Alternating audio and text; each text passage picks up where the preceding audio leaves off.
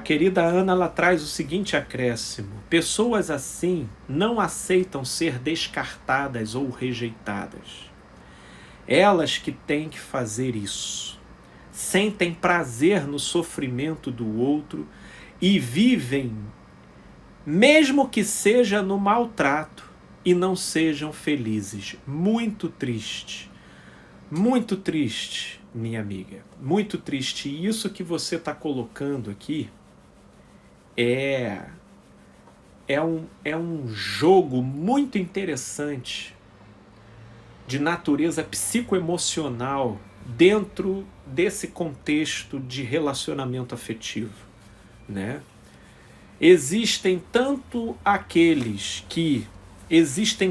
pavor da rejeição, que com o medo de serem rejeitadas, elas então rejeitam, mesmo sob pena de estarem sendo precipitadas, mas elas chegam lá e rejeitam. E existem aquelas que manipulam a interação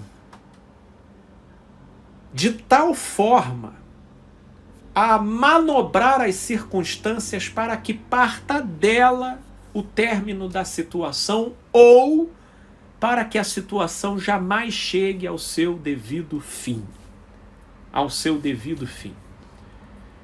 Inclusive, ainda nesse terreno de término de relacionamento, eu já vi casos, né? Eu já vi casos de pessoas que é interessante esse fenômeno no modo como a nossa alma reage, né? Porque está aí mais um panorama muito típico de acontecer nesse terreno de término de relacionamento, que é tipificado, né, um exemplo, e eu tenho certeza que esse exemplo que eu vou dar ele não é único, e eu estou citando ele mais como uma ilustração de mais uma vertente de reação relativa a término de relacionamento, de uma pessoa, e ainda na esteira até, né, dessa fala aqui da querida Ana Barcelos, de pessoas que não aceitam ser descartadas e rejeitadas. Eu interagi com um determinado caso em que a pessoa ela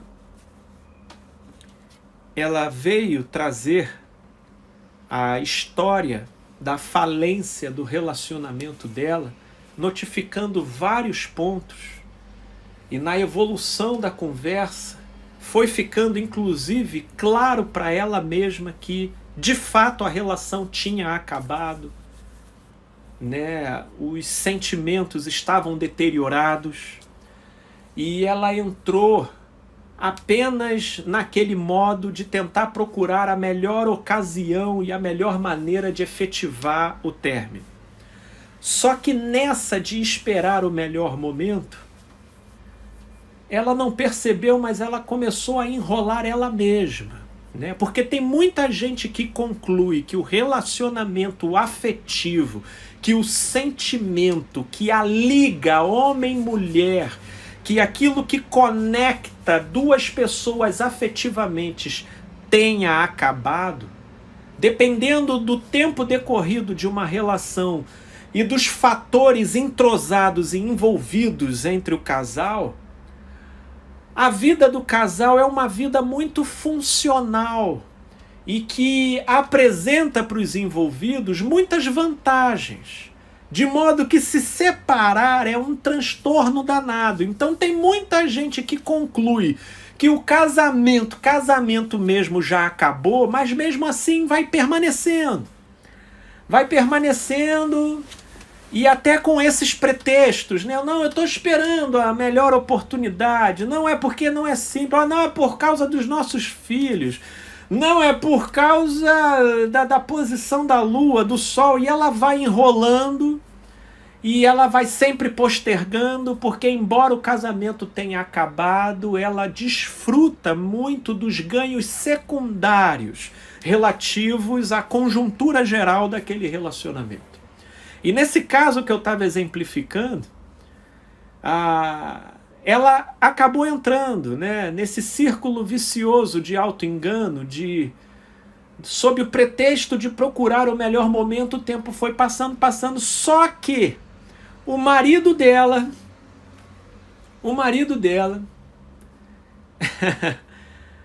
com essa embromation dela, né, de tomar a decisão e nunca tomando, mesmo assim, ela tendo chegado à conclusão de que a relação para ela havia acabado, isso exala para o outro, né? Isso começa a transparecer.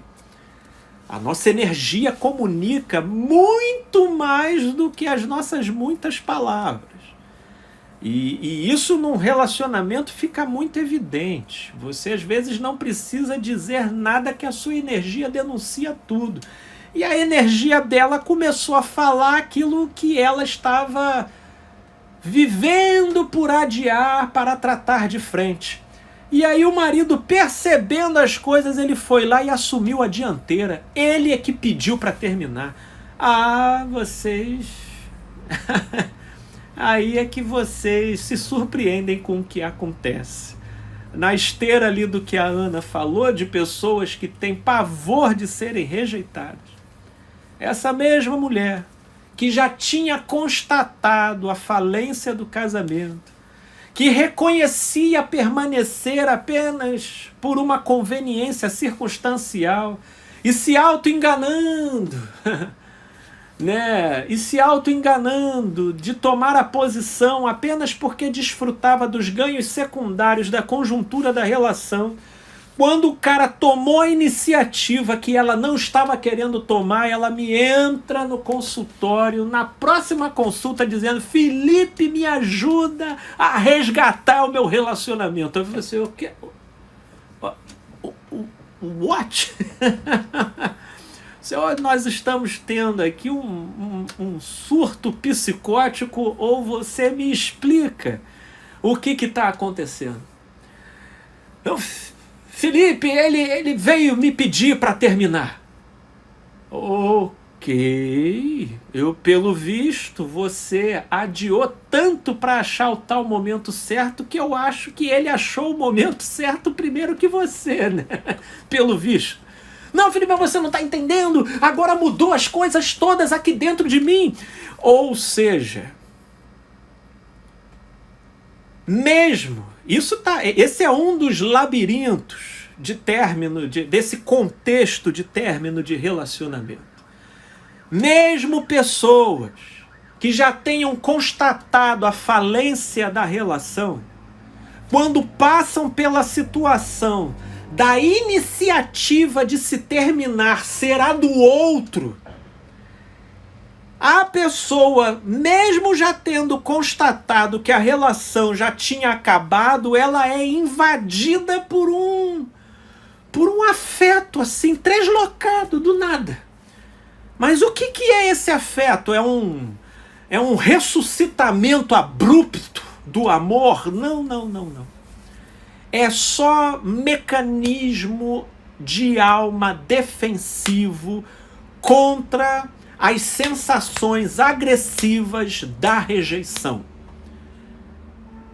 Vivência essa, ou seja, a rejeição, do qual a nossa psique é instintivamente aparelhada para se defender, por ser uma sensação agressiva à identidade do eu.